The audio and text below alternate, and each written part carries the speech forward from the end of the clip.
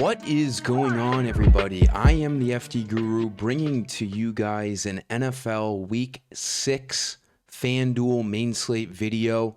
As usual, I'm going to talk about a couple of plays that I like at each position using FanDuel salaries. Usually they correlate with DraftKings, but the sites do differ a little bit. We have 7 early games at 1 o'clock Eastern on Sunday and 3 in the afternoon wave, a pretty good-looking slate. We have another 2-game Monday night football slate, which a lot of people hate. I'm usually, whenever there's hate going on, I'm usually up there in agreeing, but I don't agree with the hate on the 2 Monday night football games. I like it. Both games this week look awesome. It allows us to do a 2-game main slate instead of just a single game slate. So I like it personally. I see a lot of hate though online about the 2 games on Monday. But let's look at Sunday here. We have a lot of stuff up in the air with injuries. I'm giving you guys a free Guru credit code as I usually do with these videos. Just give it a like, subscribe, tell people about it if they need help with fantasy football, daily fantasy football, I should say. And let's get right into it. We have a lot of things to talk about. Quickly, though, I do have an NBA giveaway on my Twitter. Go to this post and retweet it. I am announcing the winner on Friday, which is tomorrow. I'm doing this video on Thursday. So give that a retweet. We have NBA just around the corner. We're approaching, just a week and a half away from the NBA season. I have a love-hate relationship with it, with injury news and stuff, but it is a really fun sport overall to play for fantasy. Let's look at quarterback here. There's a clear-cut, cheap option that I'm looking at that I love. I don't necessarily love spending up. You could look at Herbert. Good matchup against the Dolphins. He's very overpriced, in my opinion, at 8,500. Jordan Love could run into a blowout. They are 14-point favorites against the Bengals at Lambeau Field. I'd be looking more towards Josh Jacobs instead of Jordan Love because they should be up in that game and running the ball. Baker is Baker. Can always have a big game. I like Drake May at 7,800. Great matchup against the Saints. That game looks like it's going to stay somewhat close. It looks like a bit of a trap line with the Pats being only -3 on the road. They just beat the Bills. They look great. I might be getting some action on that. I am a Patriots fan, so there's a little bias going into that play, but it does seem a little too low, though. I would have thought they'd be like 4.5 or 5-point favorites in that game. Matthew Stafford, right now, the best fantasy quarterback in the league.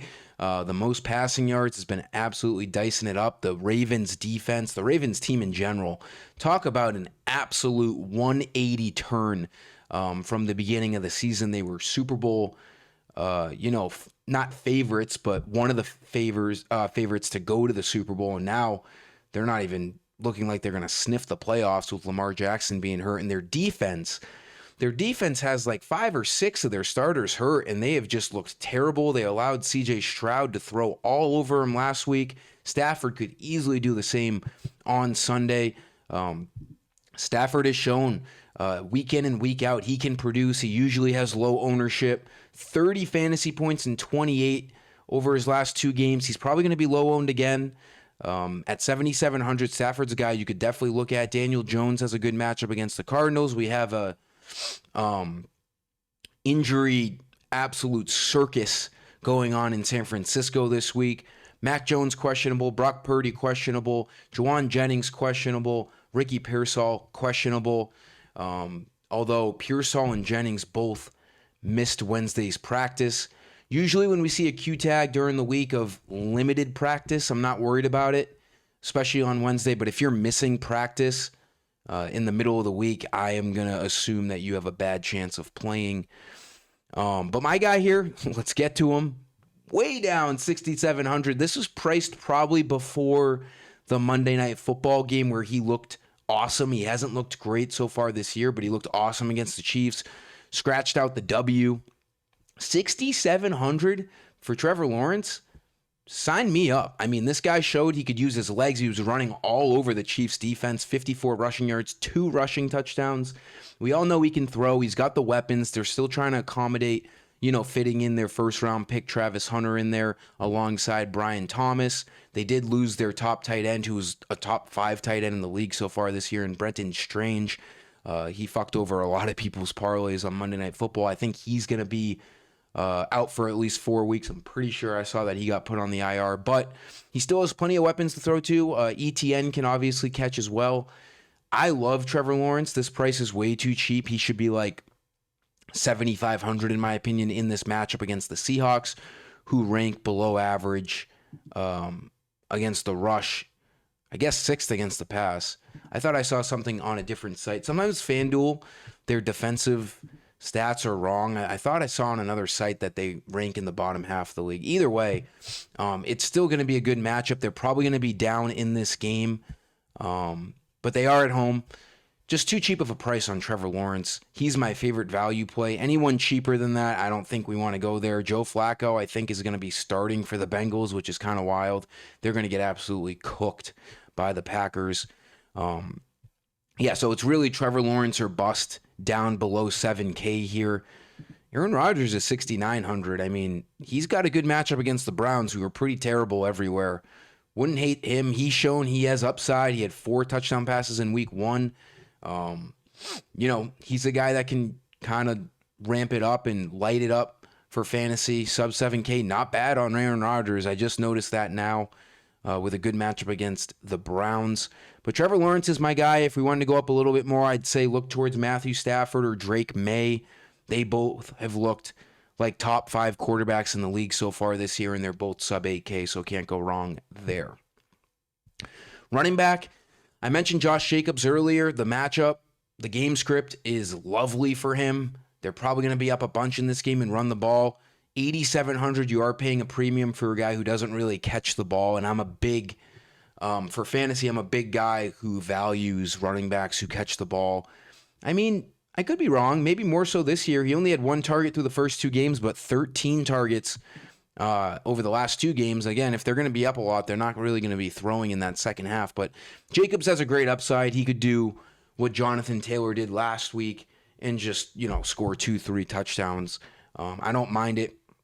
Jonathan Taylor, 10,200. I know he's been going off with the, touchdowns, but it's kind of a lucky scenario. There was a turnover. They had the ball like on the 5. He didn't rush that well. Over the last 2 games, he has 34 rushes for, just over 100 yards, 130 yards. He just found the end zone. This price is kind of crazy on Jonathan Taylor, in my opinion. Christian McCaffrey, his price is right because he catches so many passes. My favorite, upper tier guy, you could go with A-Chain. He's a beast at 8,100.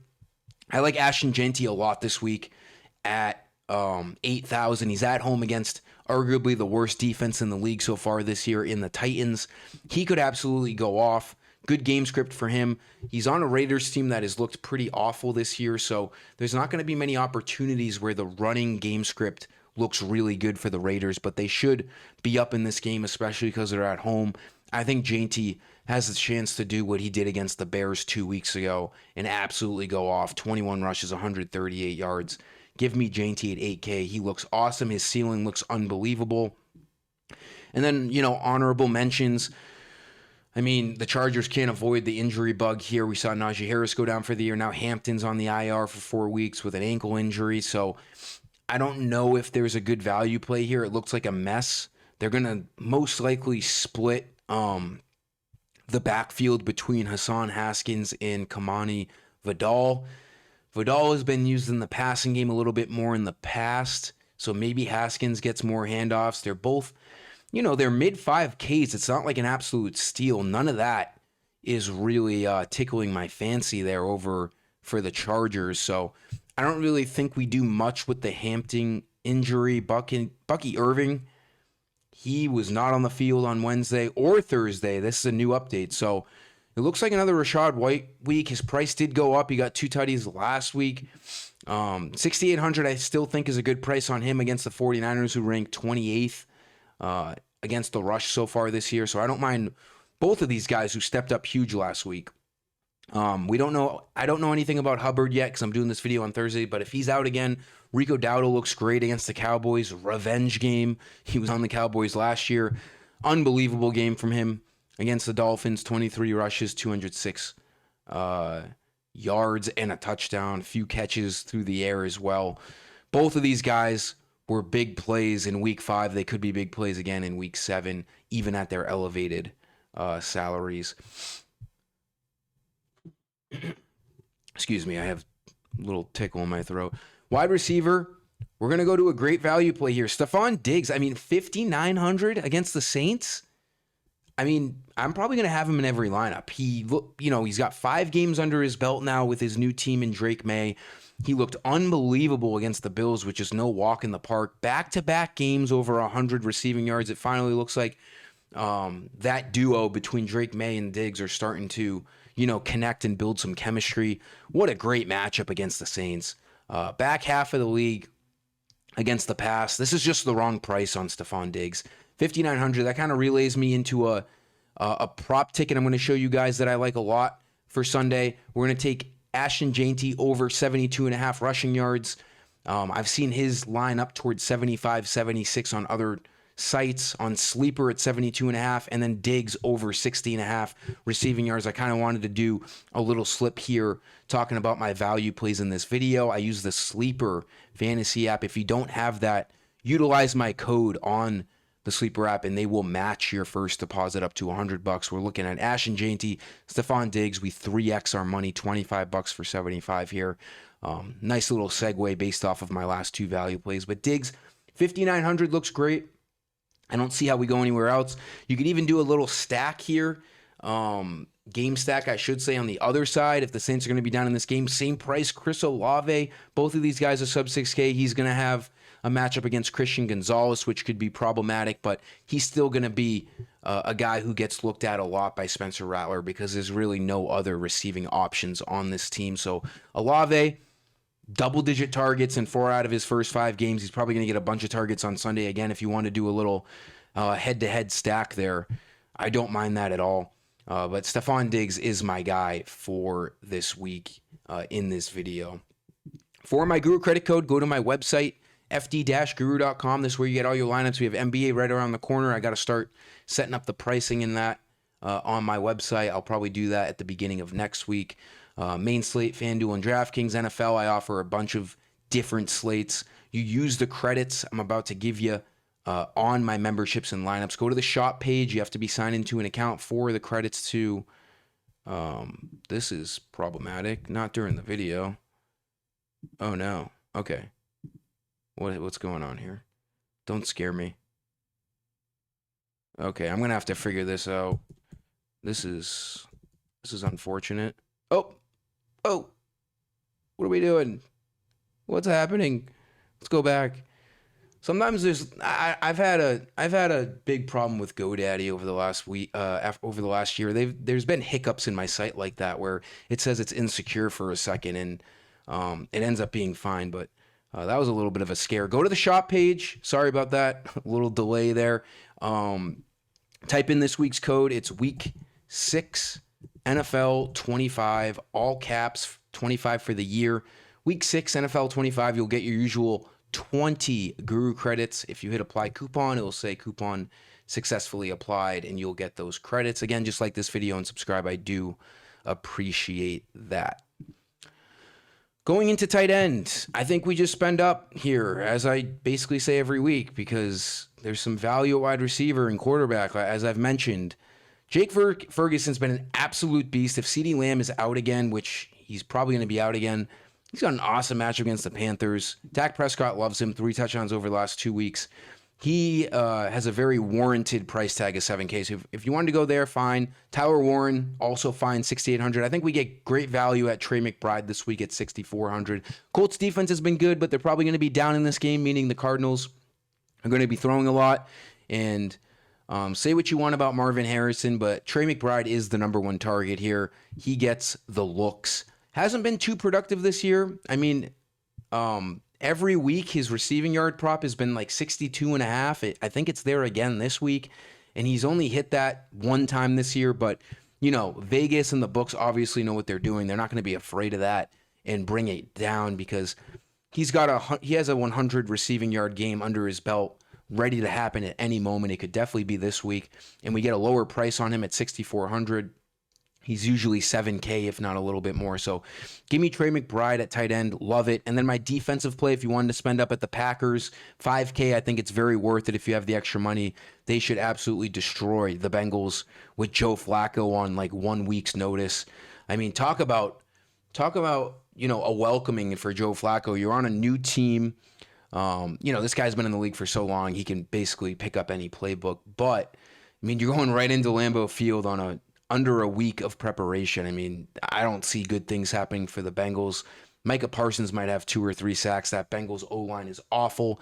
I hate to say it, but Joe Flacco is in some serious danger. He's old.